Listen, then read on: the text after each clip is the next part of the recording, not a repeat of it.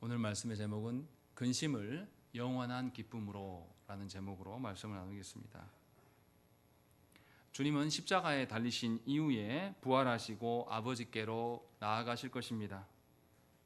제자들의 입장에서는 주님이 떠나가시는 것이지만 주께서는 구원을 성취하셔야 제자들에게 유익이 됩니다. 그리고 이러한 하나님의 구원을 성령께서 오심으로 모든 것을 깨닫게 하실 것이며 주님을 따르는 자들을 핍박하는 그 세상을 성령께서 심판하심으로 하나님께서 택하고 구원받은 백성들에게 위로가 되어 주실 것을 말씀하셨습니다. 이것이 지난주의 내용이에요. 그렇기 때문에 주님의 떠나가심은 제자들에게 더 큰 유익이고 기쁨이 되는 것을 우리는 알아야 됩니다. 그러나 제자들은 주님의 떠나가시는 영적인 의미를 잘 깨닫지 못하고 그저 보이는 물리적인 어떤 그런 방편에만 머물러 있습니다. 그래서 예수님의 떠나가심이 근심이 될 뿐이지 그들에게 위로고 더 소망이 되지 않고 있다는 것입니다. 그래서 주님은 제자들의 이 무지의 한계를 알기 때문에 성령께서 오심이 또 어떤 의미가 있는지 추가적으로 오늘 본문에서 우리에게 설명해 줍니다. 여기서 주님의 온전한 사랑이 우리 가운데 드러나요. 다시 말씀하면 여러분들이 신앙생활을 해나갈 때에 예수 믿는 것이 여러분들에게 힘이 되는 것은 주의 말씀에 있는 것이지 어떤 예수 믿었으니까 이 땅에서 잘 되고 힘이 있어지고 권력이 있어지는 것과는 사실 무관한 것입니다. 그래서 주의 말씀을 모르고 신앙생활을 하는 사람은 그냥 견뎌요. 자기의 잘 견딤을 자랑합니다. 그러나 우리의 구원은 우리의 어떠한 것이 아닙니다. 순전하게 삼위 하나님께서 이루신 구원이기 때문에 우리에게 드러나야 될 것은 삼위 하나님의 어떠하심이어야 되는 거죠. 그렇지 않고 말씀을 모른 채로 살아가면 결국은 우리는 썩어내 나는 우리만을 계속 드러낼 수밖에 없는 겁니다. 그러한 우리의 한계를 주님이 아시고 주께서 또 성령께서 어떻게 우리에게 역사하시는지를 아주 구체적으로 오늘 본문에서 우리에게 설명을 해 주십니다. 잘 들어보시고 여러분들은 하나님의 말씀을 알기를 원하는 방식으로 신앙생활을 하는지 아니면 그냥 그렇게 내 방식대로 살아가는지 잘 점검하시면 좋겠습니다. 먼저 12절을 보십시오. 한번 읽어보겠습니다. 읽겠습니다. 시작.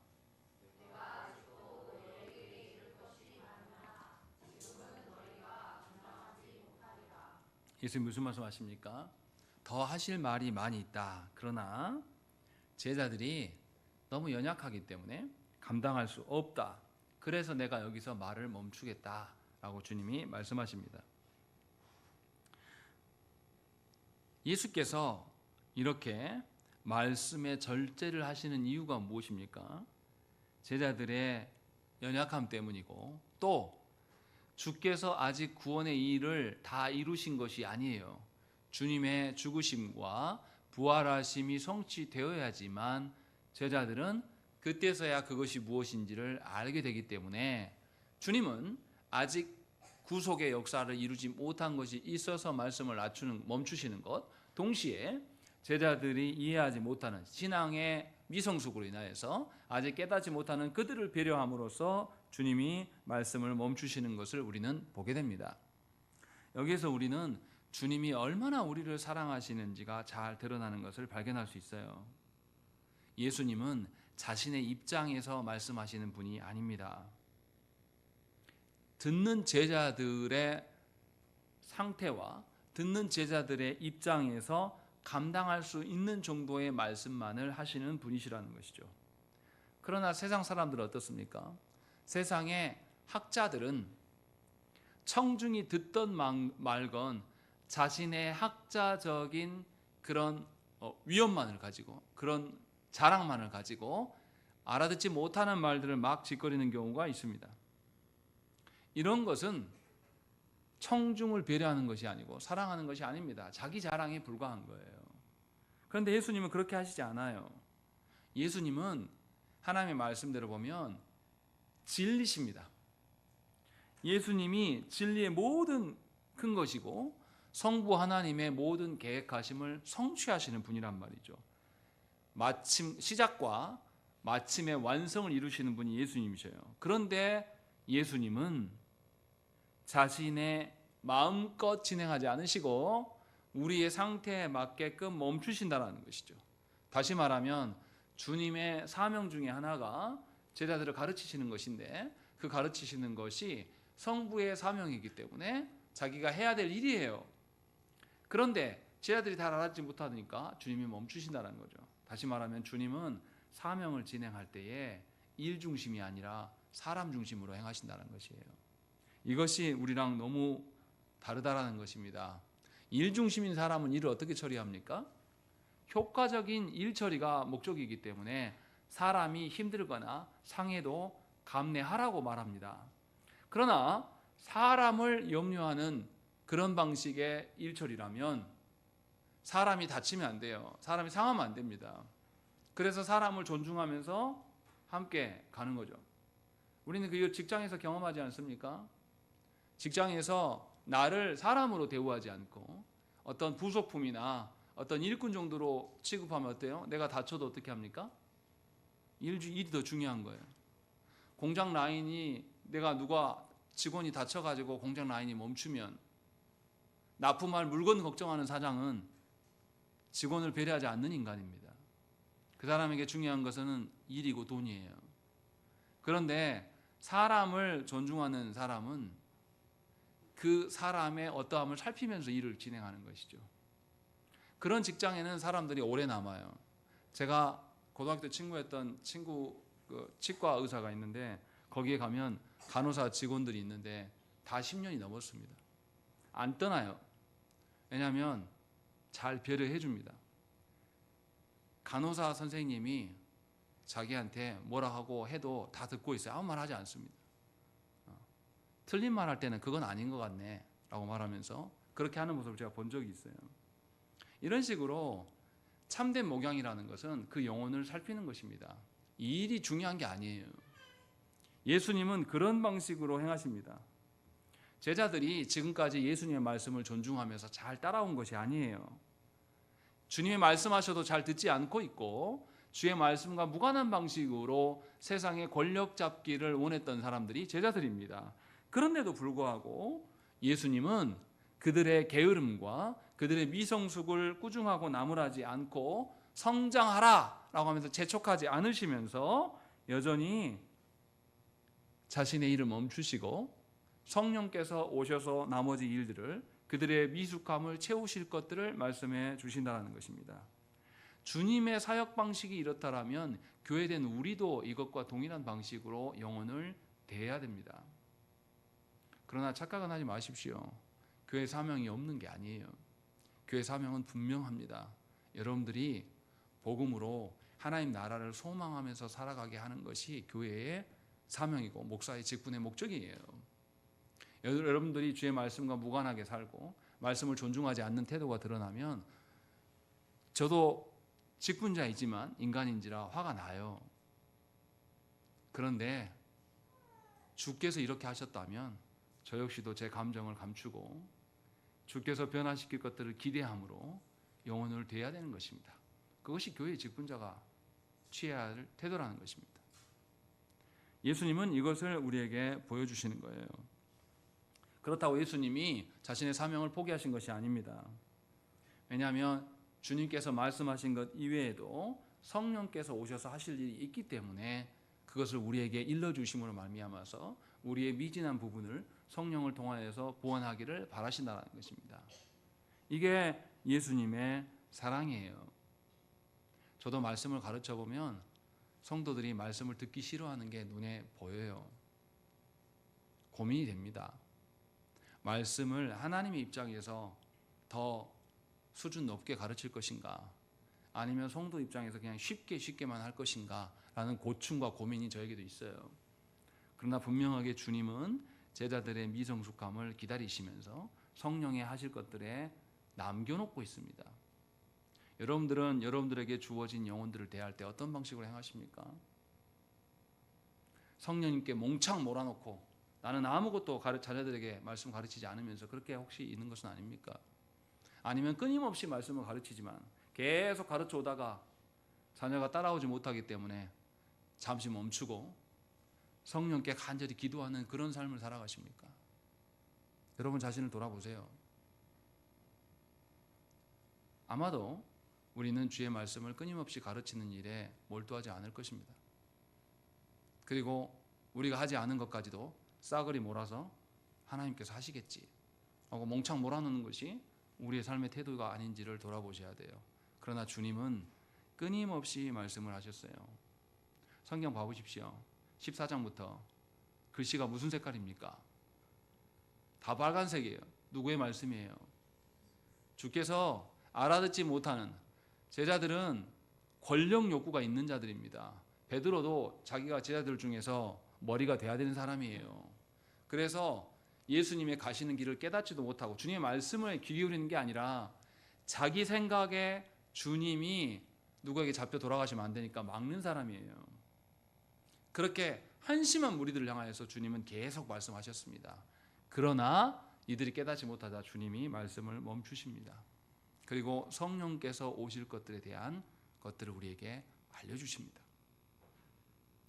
우리의 태도를 깊이 하나님 앞에 돌아보셔야 돼요. 하나님께서 이미 과거에 여러분들에게 자녀를 주셨어요. 또 배우자를 만나게 하셨습니다. 그들에게 끊임없이 그들이 듣든지 듣지 아니하든지 하나님의 말씀을 공급합니까? 또 그들의 입장에 서서 하나님의 말씀을 전하려고 여러분들이 부단히 노력하고 또 여러분들의 한계가 있기 때문에 하나님께, 성령님께 간구하면서 그 말씀을 대합니까? 그렇지 않다라면 저와 여러분들은 성자와 성령님의 사역을 완전히 무시하는 교만한 자들입니다. 주의 태도에서 우리 자신을 바라보셔야 됩니다. 그리고 또 여기서 하나 살필 수 있는 것이 무엇이냐면 성경이 무엇인지, 복음이 무엇인지를 주님은 알려주십니다. 어떤 사람들은 예수께서 말씀하신 것만을 복음이라고 생각하는 사람들이 있어요. 그런데 오늘 본문 봐보세요. 내가 아직도 너에게 이를 것이 많으나 지금은 너에게 감당하지 못하리라. 그러나 진리의 성령이 오시면 그가 너를 모든 진리 가운데로 인도하시리니 라고 되는 것이죠. 예수님의 말씀 외에도 누구의 말씀도 있다. 성령께서 하시는 말씀도 있다라는 것을 우리에게 알려주는 거예요. 이것이 복음입니다. 그럼 성령께서 누구에게 말씀하십니까? 예수님 당시에 제자들에게 말씀하셨어요. 그 제자들이 성령께서 깨닫게 하신 말씀을 가지고 뭐 했습니까? 성경을 기록했어요. 그래서 예수를 드러냈습니다. 그러면 우리가 성경을 생각할 때 어디까지를 성경으로 생각해야 됩니까? 주님이 하신 말씀, 그리고 성령님이 오셔서 하실 말씀, 그리고 성령님으로 인하여서 제자들이 듣고 깨달았고 기록된 말씀, 여기까지가 하나님의 복음이에요. 그러면 신약만 그렇습니까? 아니에요. 로마서 1장 2절 말씀에 바울이 뭐라고 그러냐면, 잘 들어보십시오. 복음은 하나님이 선지자들을 통하여 그의 아들에 관하여 성경에 미리 약속하신 것이다 라는 것이죠. 선지자들을 통하여 그의 아들에 관하여 약속하신 것이 복음이다 라는 겁니다. 그러면 선지자들이 언제 활동했습니까? 구약이에요. 구약의 말씀도 뭐라는 거예요? 복음이다 라는 것이죠. 그래서 우리가 믿는 장로교회에서는 하나님의 복음을 신구약 성경 전반으로 보고 있는 겁니다. 그러니 저와 여러분들은 신구약 성경 전체를 봐야 돼요.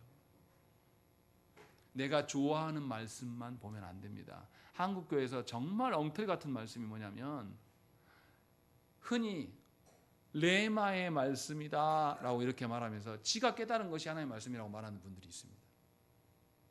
여러분들이 말씀이 깨달으면 뭐 해야 됩니까? 이 말씀이 정말로 성경에 근거하신가를 확인해야 돼요. 예수께서 하신 말씀인지 성령께서 우리에게 주신 말씀인지 아니면 제자들을 깨닫게 하셔서 기록하게 하신 그 말씀 중이라도 포함되어 있는지 이것을 여러분들이 깨달은 말씀을 가지고 간주하고 확인해야 됩니다. 이것이 말씀을 듣는 자의 태도예요. 우리가 그런 게 있냐 이거죠. 하나님의 말씀을 그렇게 간주하면서 신구약 전체 성경을 근거로 인하여서 내 판단이 맞는지 점검하기를 힘쓰냐 이 말이죠.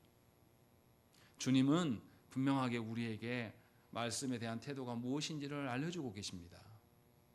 그러니 저와 여러분들은 지금 감당하지 못할지라도 하나님께서 나를 말씀으로 깨닫게 하시고 이루실 것들을 소망으로 갖고 성경 신구약 말씀을 하나씩 하나씩 읽어가면서 차곡차곡 쌓아나가야 될 필요가 있다는 것입니다. 이것이 바른 성도의 삶이에요. 성경이 어렵고 무슨 말인지 모르기 때문에 듣지 않겠다라고 이야기하면 여러분들은 계속 교회 안에서 허송세월을 보낼 겁니다. 몇 년 전에 하나님을 몰랐던 거, 지금도 모르는 거, 앞으로도 모를 겁니다. 그러면 신앙생활이 뭐냐면 재미가 하나도 없어요. 하나님과 교제요? 없습니다. 그냥 사람들 눈치만 보면서 그냥 견디는 방식으로. 그래서 수십 년간 예수를 믿었는데도 주위 사람들에게 하나님에 대해서 말하지 못하는 자로 남게 될 거라는 것입니다. 더 심각한 경우는 교회 안에서 평생 예배드리고 신앙생활을 했다고 말할지 모르지만 주님이 내가 너를 모른다 라고 하실 수 있습니다. 웃자고 한 소리가 아니에요. 정말 중요한 말씀입니다. 예수님도 하나님의 말씀에 대한 태도가 어떠한지를 우리에게 보여주시고 성령께서 오셔서 우리를 깨닫게 하실 것들, 그 소망을 우리에게 주신다는 거죠. 지금 당장 성경 읽어도 잘 이해 안 돼요. 저 역시 마찬가지입니다. 제가 목사라고 해서 성경의 모든 구절들이 이해되고 거기에서 깊이 있는 것들이 다 알까요? 오늘 제가 요한복음을 설교를 해도요, 언젠가 차후에 또 요한복음을 읽으면 오늘 깨닫지 못한 것이 또 발견됩니다. 그것이 하나님의 말씀이에요. 그런데 왜 잘 깨달아야 하는 말씀을 봅니까? 누가 와서 깨닫게 하실 거니까. 성령께서 와서 하실 것들을 믿으니까 내가 오늘 하는 겁니다. 성령께서 하실 것들에 대한 신뢰가 없으면 내가 성경 지금 안 봐요. 성령께서 나를 변화시키지 않으면 우리는 절대 바뀌지 않습니다. 그 소망이 있기 때문에 성령님을 신뢰하지 않는 내 남편과 내 자녀들에게 말씀을 계속 주는 겁니다. 왜냐하면 성령께서 하실 것이기 때문에. 예수께서도 그래서 제자들이 이해하지 못하는 그 무지함 속에 있어도 말씀을 멈추시면서 내 뒤에 성령께서 오실 것이라는 것을 일러주십니다. 이것이 영혼을 사랑하는 방식이에요. 여러분들이 진짜 영혼을 사랑한다면 그런 방식으로 여러분의 가족과 지인들을 대해야 된다고 성경은 우리에게 말씀합니다. 못 알아들어요. 못 알아들어서 하기 싫어합니다. 그래서 못하고 있습니다. 이것은 우리가 해야 할 말이 아닙니다. 하나님께서 기회 주시는 것을 계속해서 우리는 어떻게 하는 거죠? 무시하고 던져버리는 거예요. 하나님의 이루실 역사를 기대하는 것이 아니라 우리 입장에서 어떠한 말을 말한다는 것이죠. 그러나 주님은 그렇게 하지 않으셨다고 성경은 우리에게 말씀합니다. 그래서 13절에 뭐라고 하십니까? 우리 한번 읽어보겠습니다. 13절 시작.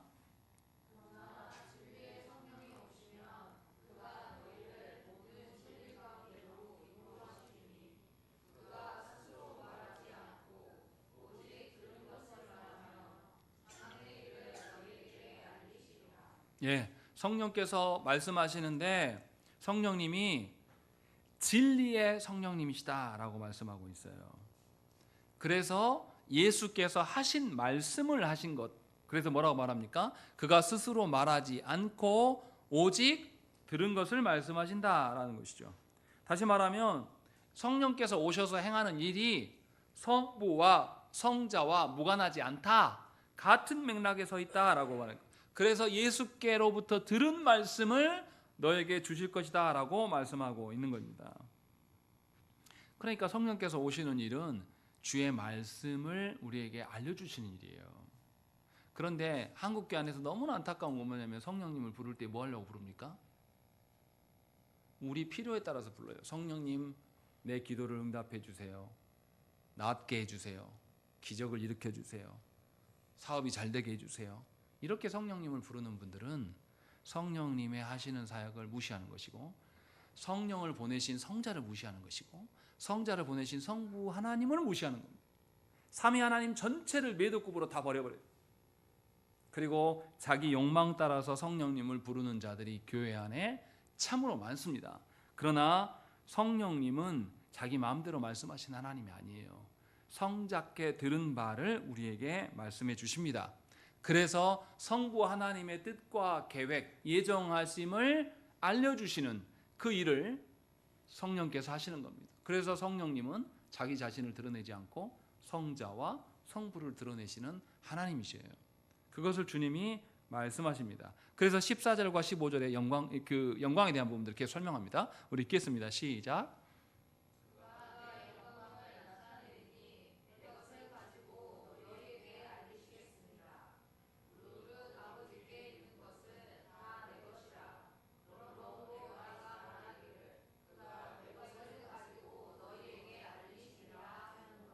예, 예수님은 성령님이 어떻게 사역하실 것인가를 나타냅니다. 성자께서 성부를 영화롭게 하기 위하여서 보내심을 받은 것처럼 성령도 자기 자신이 아니라 성자 예수를 영화롭게 하기 위해서 보냄을 받으셨다고 말씀합니다. 그런데 어떤 식으로 성령님은 성자를 드러내고 성자는 성부를 드러내는가라고 이야기했을 때 성자는 아버지의 것을 가지고 살아냄으로써 성부를 영화롭게 하신다라고 말씀하시고, 성령은 성자 예수의 것을 가지고 가르치고 깨우치는 방식으로 성자를 영화롭게 하신다고 말씀하고 있는 거죠. 그러니까 아들은 아버지를 나타내고 성령은 성자를, 아들을 나타내는 것임을 우리는 알 수가 있어요. 아들과 성령님도 오셔서 그런 방식으로 자기를 드러내지 않고 이 땅에 오셔서 아드님은 아버님을 드러내는 것이고 성령님은 아드님을 드러내는 일에 힘썼다라면 하나님으로부터 부름받은 우리는 어떻게 해야 됩니까? 우리는 성자와 성령님으로부터 들은 말씀을 근거로 누구를 드러내야 돼요? 삼위 하나님을 드러내는 방식으로 서 있어야 되고, 어떻게 드러내면 됩니까? 하나님의 것을 가지고 드러내는 것이 하나님의 영광됨이라고 설명한단 말이죠. 명확히 명시하고 있어요. 14절에 성령님이 내 영광을 나타내리니 내 것을 가지고 너희에게 알릴 것이다 라고 말씀하고 있는 거죠.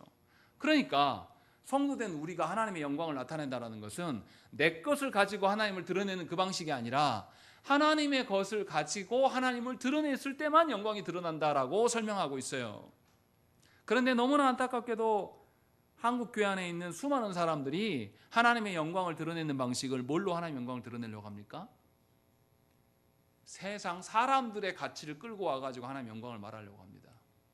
그래서 한국 교회가 성도들이 많아지면 뭐부터 합니까? 건축의 혈안이 되어가지고 하는 거죠.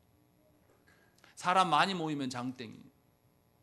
그 사람 많이 모였는데 그 사람들이 하나님의 것을 가지고 뭔가를 하는 게 아니라 세상의 가치로 교회를 이뤄가요. 그러면 그 교회는 세상의 빛입니까? 세상의 어둠입니까? 어둠으로 활동하는 것 뿐이에요. 그래서 한국 교회에서 누가 나옵니까? 불의한 자들이 나오는 거예요. 제가 수요기도 때 말씀드렸는데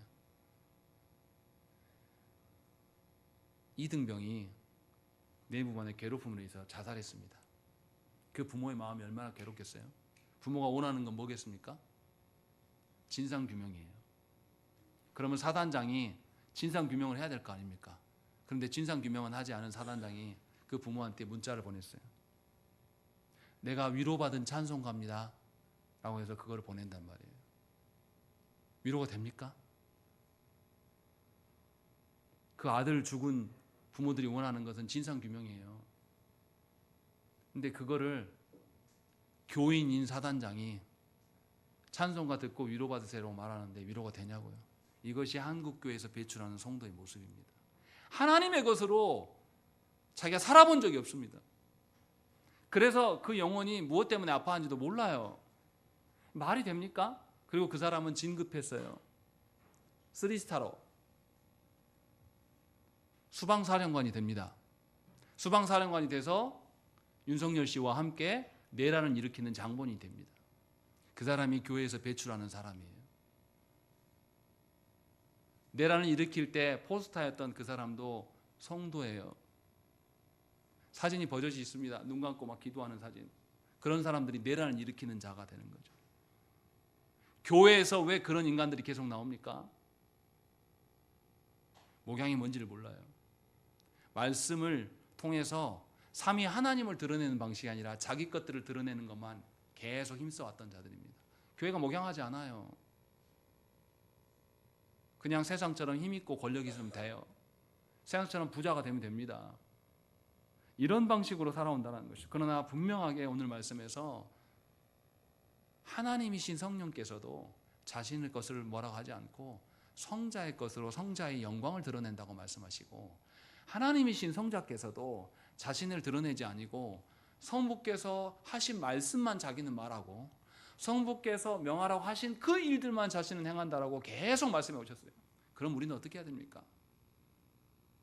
여전히 세상에 취해가지고 내 새끼는 세상에서 왕되고 돈 잘 버는 게 최고라고 생각하면서 수단과 방법을 가리지 않으면서 세상에서 임금되고 돈 많아지면 좋은 겁니까? 그게 그리스도인이 할 말입니까? 우리가 그렇게 하고 있다는 거죠. 하나님의 어떠하심이 내 자녀에게 입술을 통하여서 내 자녀의 삶을 통하여서 하나도 드러나지 않는데 우리는 괴로워하지 않아요. 그냥 세상 속에 가치 있게 잘 살면 좋은 거예요. 하나님의 어떠하심이 우리 자녀들에게, 우리들에게 반영되지 않는 것은 심각한 겁니다. 우리에게는 하나님의 영광이 없다는 소리예요. 하나님의 영광이 없는 자들에게 어떻게 구원이 있습니까? 삼위 하나님께서 어떻게 해가시는지 잘 아셔야 돼요. 하나님의 영광을 드러내는 방식은 하나님의 것으로 기뻐하는 겁니다. 아까 성경 공부 시간에도 말씀드렸지만 하나님과 기뻐하고 살면요, 정말 사랑하고 살면 가난해도 잘 견딥니다. 우리 앞 세대 부모님들은 어떻게 신혼 시작했습니까? 그야말로 단칸방에서 시작했어요. 방 하나 있고 방문 열면 바로 부엌이 있고 그 부엌문 열면 바로 출입구가 되는 그런 아무것도 없는 그런 지경에서 다 가정이 그렇게 시작됐어요. 그런데 거기에서 자녀들 우리보다 훨씬 많이 낳고도 다 길러냈습니다. 우리는 신혼 때부터 다 갖춰진 집에 사는데도 자녀 몇 명 낳았고 죽는다고 아우성을 칩니다. 그리고 사람 새끼를 만드는 것이 아니라 이기적인 인간을 만들어가지고 금쪽이 봐보세요. 저는 그 프로 잘 안 봐요. 화가 나요. 애 새끼들이 10살 그 부모와 10년, 15년 살았는데 부모를 막 두들겨 패요. 사람 새끼입니까? 그런 종자들을 만들어내요. 잘 먹고 잘 사기는 옛날과 비교할 수 없을 정도로 잘 나는데 우리 안에 짐승 새끼들만 계속 나온단 말이죠. 하나님의 영광은 도저히 찾아볼 수 없어요. 저는 이 모든 것이 그리스도인들의 책임이라고 생각을 합니다. 성부 하나님의 어떠함, 성자 하나님의 어떠함, 성령 하나님의 어떠함 우리는 따라하지 않아요. 하나님의 영광 운운하면서 세상에서 잘되고 힘 있는 걸 하나님의 영광이라고 말합니다. 우리도 거기에 취해 있습니다. 아무리 말씀을 하고 삼위 하나님을 반영해야 된다고 말씀을 드려도 우리는 세상에서 잘 먹고 잘 사면 그만입니다. 하나님의 영광 관심 없어요. 그러나 주님은 분명히 말씀합니다. 성자와 성령께서 이런 방식으로 하나님의 영광을 드러낸다라는 것을 우리에게 알려줘요. 그리고 나서 주님은 소망의 말씀하세요. 16절 보십시오. 읽겠습니다. 시작.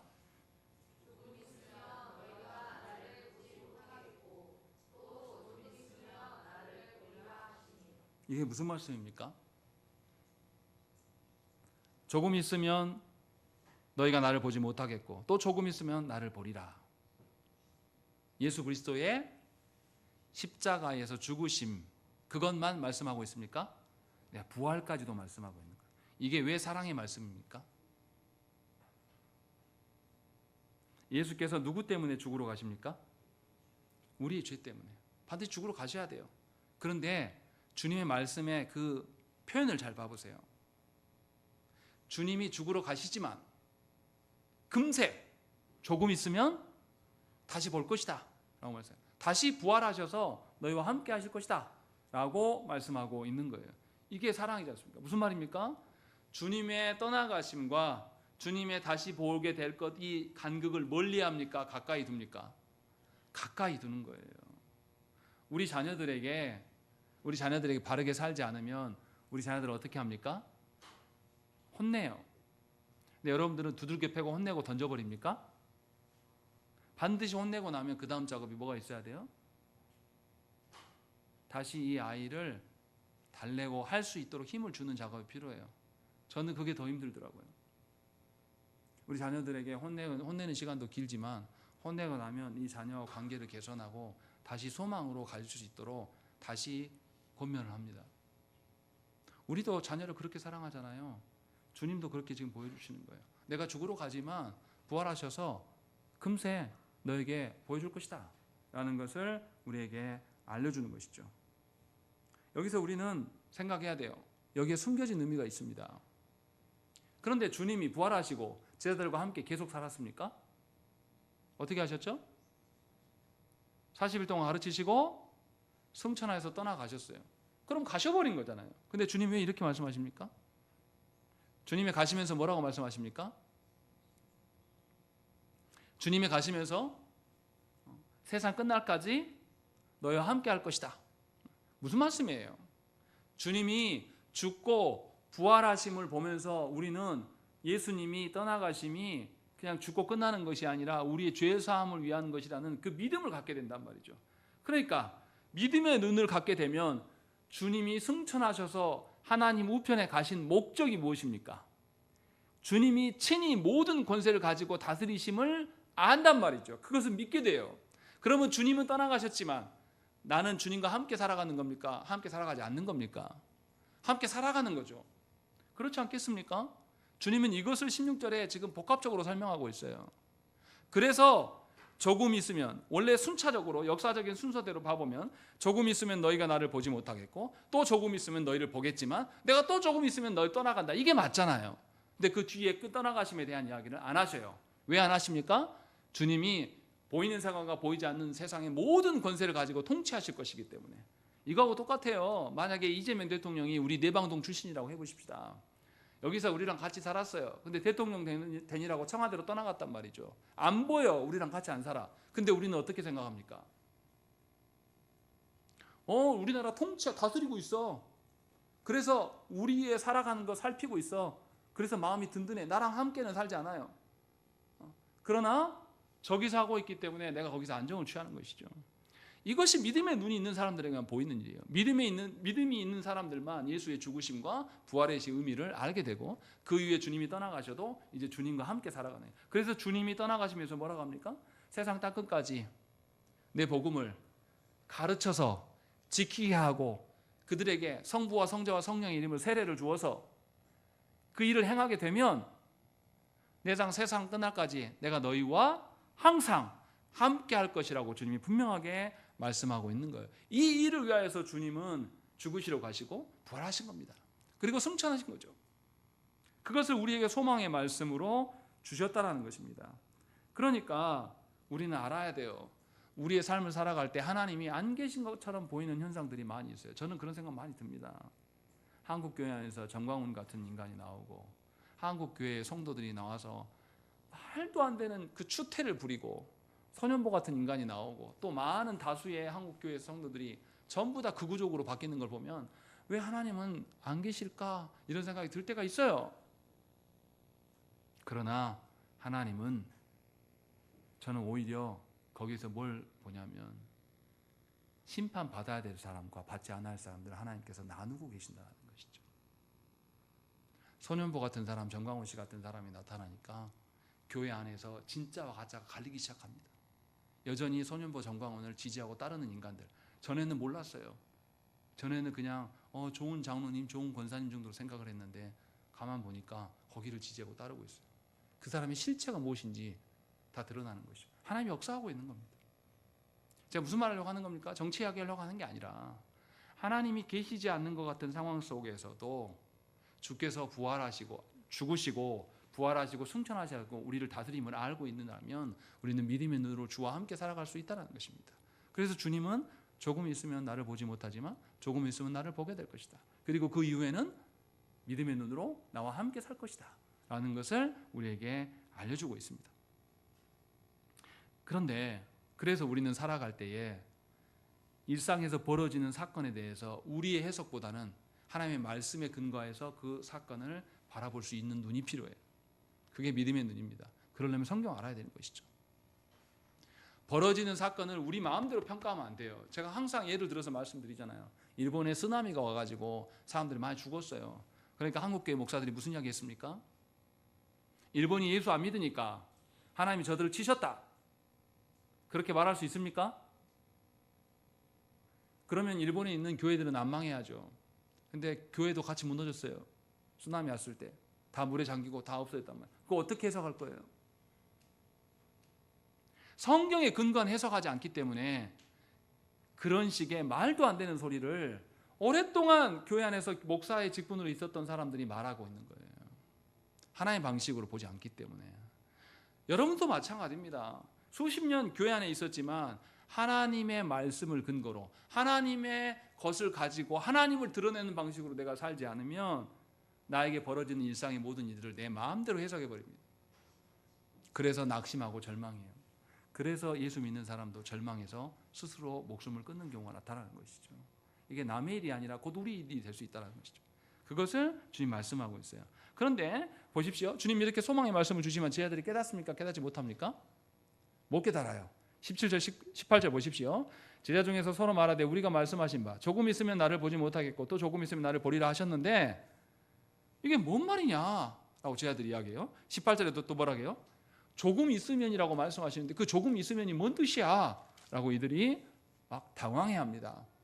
그런데 주님의 태도를 보십시오. 19절 봐보세요. 주님 뭐라고 말씀하십니까? 그들을 보면서 먼저 질문하셔요. 19절 내 말이 조금 있으면 나를 보지 못하겠고 또 조금 있으면 나를 보리라 함으로 서로 문의하느냐라는 거죠. 내가 답해 줄게 라고 주님이 먼저 질문을 꺼내십니다. 이 말씀은 뭡니까?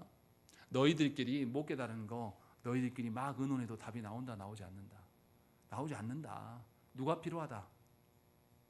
성령님이 필요하다라는 것을 주님이 이렇게 돌려 말씀하고 있는 거예요.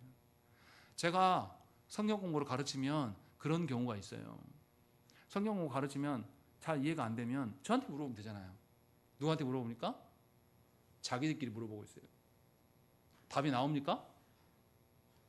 아니 제가 네이버 지식인 항상 이야기하잖아요. 대학생이 네이버 지식인 질문해가지고 뭐 올려요. 그러면 누가 답해줘요? 초등학생이 어디서 긁어와가지고 이거예요? 말하면 대학생이 듣고 아 그렇구나 깨닫는 게 그게 현명한 거냐고요. 인터넷에 돌아다니는 거 유튜브에 돌아가는 영상이 팩트입니까? 제가 정말 답답한 게 뭐냐면 말도 안 되는 가짜 뉴스를 카톡에서 받아들고 와가지고 그거 보고 와가지고 그걸 믿는 사람들이 있습니다.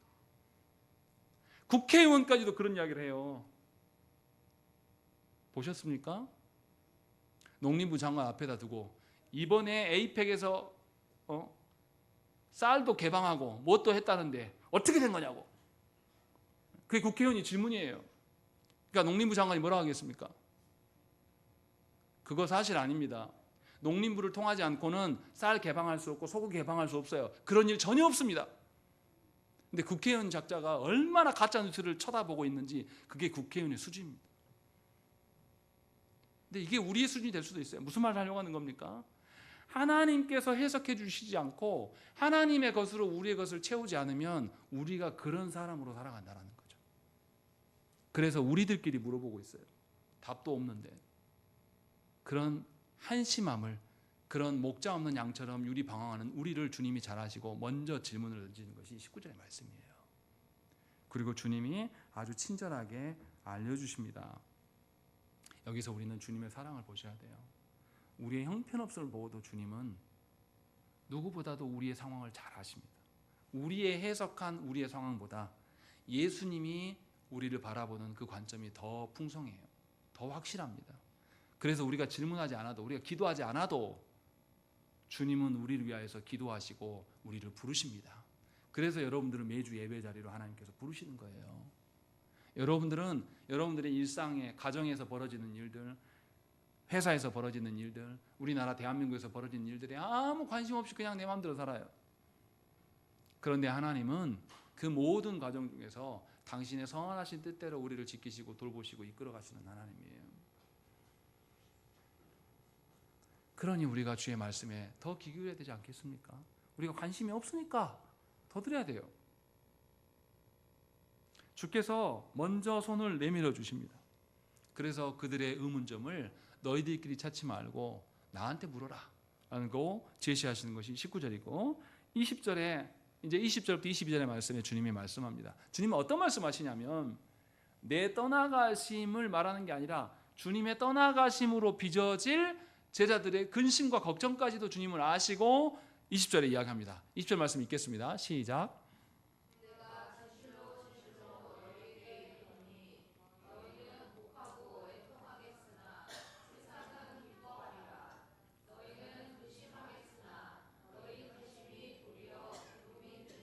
예수님이 이상하게 말씀하셔요. 지금 제자들이 주님의 말씀하신 것을 못 알아듣겠다라고 말하고 있는데 주님은 무엇과 뭐를 비교합니까? 제자들과 세상을 비교해서 말씀해요. 왜 그렇게 말씀하실까요? 우리는 뭐에 능숙합니까? 우리는 세상에 능숙합니다. 그래서 세상 하던 대로 따라가는 것을 우리는 좋아해요. 그러나 제자들은 예수께서 불러놓으신 자들이에요. 이들은 세상과 섞일 수 있습니까? 없습니까? 못 섞여요. 그래서 주님이 뭐라고 하냐면 내가 떠나감으로 인하여서 제자된 너희는 근심할 거야. 그러나 누구는 그걸로 기뻐한다. 세상은 기뻐할 거야. 여기 세상은 누굽니까? 예수님을 죽이고자 했던 자들, 예수님의 잡혀 돌아가시면서 쾌제를 불렀던 자들 누구예요? 종교 지도자들이에요. 예수님을 믿지 않는 유대인들입니다. 교회 안에 가짜들이에요. 교회 안에 가짜들은 하나님이 부재하신 상황을 보면서 좋아해요. 하나님이 간섭 안 하는 게 더 좋아요. 내 마음대로 내가 하는 방식으로, 세상에서 하는 방식으로 내 마음대로 사는 것을 좋아합니다. 그것이 교회 안에 들어와 있는 세상이에요. 그러나 하나님께서 택하신 자들은 하나님이 계시지 않는 것 같은 그 불의한 상황을 보면서 울어요. 그걸로 근심합니다. 그래서 주님은 먼저 두 가지를 비교해서 설명해 줍니다. 그래서 주님의 떠나가심에 대해서 주님의 부재 상황을 놓고 제자된 자들은 근심할 것이지만 세상은 기뻐한다 라고 말씀하고 있는 거예요. 하나님의 관여하시지 않음을 즐거워하는 자는 세상입니다. 그러나 하나님의 관여하심은 늘 있다.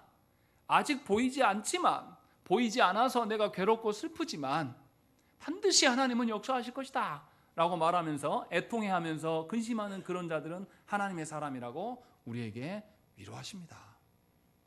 여러분들은 어떻습니까? 저도 사람인지라 고민을 해요. 이제 우리 교회도 10년 가까워지고 있는데 별로 숫자적인 변화가 없고 성장세가 안 보여요. 세상의 가치로 봤을 때. 이렇게 계속 또 10년이 지나면 제가 60이 됩니다. 그럼 내가 그때까지 목회를 할 수 있을까? 못할 거라고 짐작이 됩니다. 지금도 힘든데 그런 근심이 저라고 왜 없겠습니까? 그때쯤 되면 나도 이제 은퇴를 생각하면서 준비를 해야 되는데 그때 준비가 될까? 안 될 거다 이런 생각이 들어요. 그러면 막 조바심이 나고 근심이 생겨요.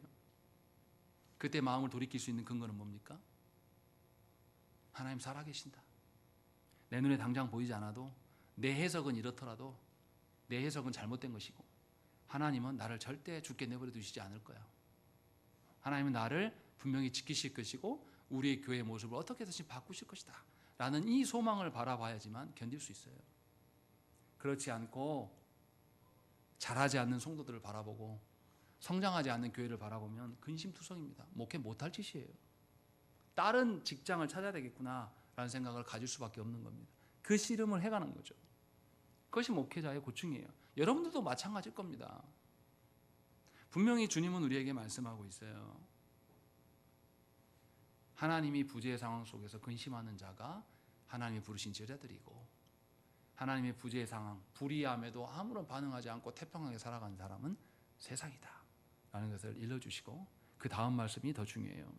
너희는 근심하겠으나 너희 근심이 도리어 기쁨이 되리라 라는 것이죠. 하나님께서 다스리시기 때문에 지금 당장은 배고프고 지금 당장은 사람들이 알아주지 않아서 곤고하고 괴롭지만 결국에는 하나님 앞에 씨름했던 하나님의 일로 근심했던 너희 삶을 주님께서 기뻐하실 것이다. 그날을 분명히 주실 것이다 라는 것을 알려주고 있는 것이죠. 그래서 21절에 보십시오. 예수님이 비유를 들어서 설명해요. 여자가 해산하게 되면 그때가 이르렀으므로 근심하나 아기를 낳으면 세상에 사람 난 기쁨으로 말미암아 그 고통을 다시 기억하지 아니하느니라는 것이죠. 이 말씀을 오해해서 들으시면 안 됩니다. 출산의 기쁨은 누구의 기쁨이에요? 그 여인 혼자만의 기쁨을, 개인적인 기쁨이에요. 그러나 예수님 뭐라고 말씀하십니까? 아기를 낳으면 어떻게 된다고요? 세상에 사람 난 기쁨이 전해진다라고 말씀하고 있는 겁니다. 무슨 말씀이에요? 우리도 나리 자매가 출산한 지 얼마 안 되는데 나리 자매가 출산하기 전에 어땠습니까? 일반적인 출산은 아니잖아요. 원하지도 않는 쌍둥이였고, 쌍둥이인데 태가 하나밖에 없어요. 한 태에 둘이 들어가 있단 말이죠. 그래서 어떻게 했습니까? 병원에 가서 입원했어요. 입원하니까 입원비도 걱정해야 되고, 과연 이놈들이 출산할 때까지 잘 커줄 것인가 걱정하고 우리 기도했잖아요. 근심했습니다. 그런데 아무 일 없이 출산을 했어요. 그러자 우리 어떻게 했습니까? 저 가정의 개인적인 일이면 우리 별로 신경 안 줬을 거예요. 근데 제가 말씀드렸잖아요. 하나님께서 특별하게 어렵게 하신 이유가 있을 것이다. 하나님께서 저 자녀를 통해서 그 가정에 관여하심을 보여주시는 것이다. 그래서 좋다. 낳을 때부터 얘네들은 이렇게 왔다. 그러니 하나님 말씀대로 키워야 되지 않겠냐. 고민한 적이 있습니다. 그러면 저 가정의 일이 아니라 우리 모두의 기쁨이 되는 거예요. 무슨 말입니까? 그래서 예수님이 21절에 뭐라고 합니까? 아기를 낳으면 그 개인적인 기쁨이 아니라 세상에 사람 난 기쁨이 전달돼서 그 고통을 다시 기억하지 않게 될 것이다. 누가요? 그 출산한 여인이요? 세상 사람들도 이것을 보게 될 거다라고 말씀하고 있는 거예요. 다시 말하면 하나님의 일들로 인하여서 사람부터 외면받고 사람들부터 궁핍하게 살아가는 그 일로 근심하는 그 사람의 그 근심이 해산하게 될 때가 올 텐데, 그때 되면 세상 사람들이 너로 말미암아 네가 하나님의 것을 품고 하나님의 것을 드러내기 위해서 애썼는데 그것이 만천하에 드러남으로 말미암아 하나님의 영광이 세상 사람들에게도 전달될 것이다. 그래서 기쁜 것이다 라고 주님이 우리에게 말씀하고 있는 겁니다. 이처럼 성경을 보면 뭐가 되어 있냐면 우리의 구원은 개인적인 구원이 아니에요. 우리가 아담이 타락했을 때 아담만 타락한 것이 아니라 아담과 하나님의 관계가 끊어지고 사람과 관계가 끊어지고 사람과 피조세계 관계가 다 엉망이 됩니다. 그래서 피조세계가 고통스러워요. 원래 자기 기능으로 못 돌아가니까. 그래서 에베소서의 말씀 보면은 모든 만물이 구원받은 사람이 나타날 것을 고대하고 기다린다는 거예요. 그래서 그 구원받은 사람이 나타나서 다시 아담의 일을 이루실 때에 모든 만물도 같이 회복이 됩니다.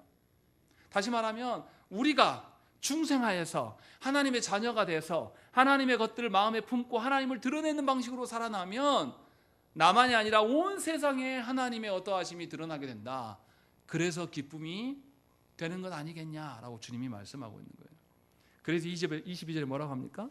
지금은 너희가 근심하나 내가 다시 너희를 보리니 너희 마음이 기쁠 것이요 너희 기쁨을 빼앗을 자가 없으리라 라고 말씀합니다. 그 기쁨은 없어지지 않는다. 하나님께서 주신 그 기쁨은 영원히 우리에게 지속될 것이다 라고 우리에게 말씀하고 있는 것이죠. 우리의 슬픔과 우리의 괴로움과 우리의 근심이 지금 얼마나 큰지 잘 몰라요. 아무리 크다고 해도 하나님께서 우리에게 그 슬픔과 근심을 기쁨으로 바꾸실 때 그 기쁨이 모든 슬픔을 압도하고도 남는다라고 말씀해요. 그래서 슬픔만 없어지는 게 아니라 슬펐던 기억까지도 하나님께서는 지우실 거예요. 그래서 우리가 온전하게 하나님 앞에 살아갈 것들을 우리에게 말씀합니다. 그래서 교회는 한 영혼을 돌아오게 하기 위해서 자신의 전부를 걸어야 됩니다. 교회는 한 영혼의 회복을 위해서 막대한 고통을 감수하는 것입니다. 그리고 하나님께서 그 영혼을 회복시키고 변화시킬 때에 온 교회는 기뻐할 수밖에 없어요. 왜요? 하나님께서 우리를 어떻게 사랑하셨어요? 말로 감출 수 없이 뛸 듯이 기뻐하시면서 사랑하시는 하나님이란 말이에요. 그 하나님이 교회를 통하여서 교회가 해산의 고통 또 출산의 그 기쁨을 누리게 될 때 하나님은 더 기뻐하시고 그 하나님의 기뻐하심이 교회에 전달될 수밖에 없다는 것입니다. 그래서 성도된 우리는 그 기쁨으로 살아갈 수 있음을 성경은 우리에게 말씀하고 있어요. 주님은 죽고 부활하시고 그냥 떠나가신 것이 아닙니다. 승천하셔서 모든 권세를 가지고 우리를 살피고 계십니다. 또한 성부를 향하여서 우리를 변호하시면서 기도하시고 계신단 말이죠. 우리는 그 가운데 존재하는 자들입니다. 그러니 우리가 좀 철이 들어서 이제는 세상의 방식을 버리고 삼위 하나님의 것을 가지고 삼위 하나님의 것으로 씨름하고 삼위 하나님으로 애씀으로 말미암아서 삼위 하나님을 드러내는 방식으로 그 영광을 취하고 살아가면 우리는 이 땅에서부터 하나님 나라를 살게 됩니다. 하나님 나라를 살아가는 자의 기쁨은 세상이 도둑질해 갈 수가 없어요. 그래서 하나님의 기쁨으로 살아가는 자들은 굶주리고 없어도 기뻐할 수 있습니다. 사람들이 위험해지고 아무도 알아주지 않고 홀로 되었을 때도 하나님과 교제하면서 기뻐하며 살아갈 수가 있는 겁니다. 그런 모습이 여러분들에게 드러나야 됩니다. 저는 참 감사한 게 저는 그런 모습을 부모님들을 통해서 봤어요. 그 시골 총구석에서 자녀들 학교 보내는데 너무너무 힘들고 허덕여서 떠나보낼 때 엄마가 엄청 울은 걸 알고 있습니다. 어떻게 살지 애들이 알기 때문에. 저도 그래서 고등학교 1학년 때 혼자 떨어져 살았는데 누가 안 해주니까 저 혼자 밥해 먹고 저 혼자 하다가 간이 다 망가졌어요. 그 아들을 보는 부모의 심정이 얼마나 아프겠습니까? 해줄 수는 없고. 근데 흔들리지 않으시더라고요. 인간적인 아픔은 있지만 늘 하나님께 기도했어요. 하나님께서 보냈으니까 책임지실 것이다. 늘 이 말을 잊지 않고 하셨어요. 그리고 하나님께서 차곡차곡 이루신 것을 보게 하셨습니다. 여러분들도 그런 어미와 아비가 되기를 빕니다. 하나님의 부재하심은 없어요. 보이지 않는 것뿐이에요. 우리가 세상에 찌들어 있기 때문에 우리는 세상의 기쁨만을 추구합니다. 그러나 삼위 하나님은 그 기쁨으로 우리가 살아가기를 간절히 원하십니다. 떠나가셔도 성령님을 우리께 내주게 하시고 절대 우리를 혼자 두신 적이 없습니다. 그러니 여러분들이 하나님의 사랑으로 하나님의 것으로 영혼을 대하는 진짜 영혼을 사랑하는 그런 일생을 사시기를 간절히 축원합니다. 함께 기도하겠습니다.